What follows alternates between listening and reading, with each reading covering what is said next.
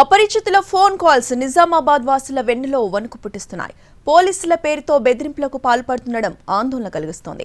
వారం రోజుల వ్యవధిలోనే 10ల సంఖ్యలో ఫేక్ కాల్స్ నమోదు కావడం కలకలం సృష్టిస్తోంది. నిజామాబాద్ పోలీస్ కమిషనరేట్ పరిధిలో సైబర్ క్రిమినల్స్ రెచ్చిపోతున్నారు. పోలీసుల డీపీలు వాడుకుని వాట్సాప్, నార్మల్ కాల్స్తో అమాయకుల్ని బురుడీ కొట్టిస్తున్నారు. డ్రగ్స్, గంజాయి కేసులో మీ పిల్లలు పట్టుబడ్డారంటూ డబ్బు లాగుతున్నారు. కేసు నుంచి తప్పిస్తామంటూ బేరసారాలకు దిగుతున్నారు. కొందరు భయంతో డబ్బులు పంపి మోసపోతున్నారు. మరికొందరు పోలీసుల్ని ఆశ్రయిస్తున్నారు. ఈ తరహా ఫేక్ కాల్స్తో ప్రజలు ఆందోళన చెందుతున్నారు.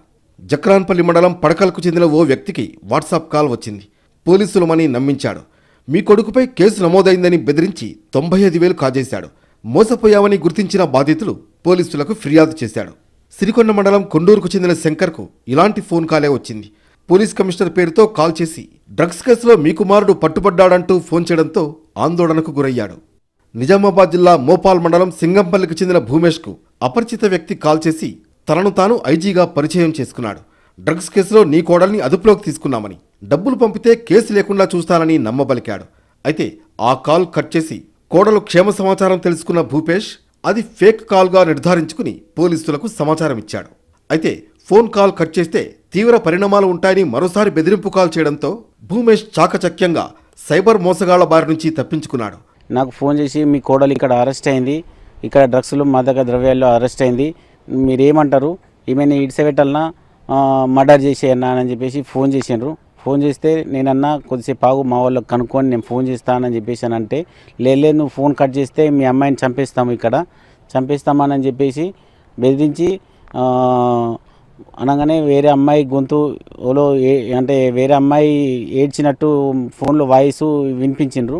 వినిపించగానే మా అమ్మాయి గొంతు గుర్తుపట్టి నేను అంటే మా అమ్మాయి గొంతు కాదని చెప్పేసి అనుకొని ఆయనతో ఫోన్ వెంటనే కట్ చేసి మా అమ్మాయికి ఫోన్ చేసి కనుక్కొని మా అమ్మాయి సేఫ్గా ఉంది అనేసరికి ఆయనతో నేను ఐజీ ఫోటో పెట్టుకొని రావడంతో భయపడినాం అంతే. అన్నోన్ నంబర్స్ నుంచి కాల్స్ వస్తున్నాయి.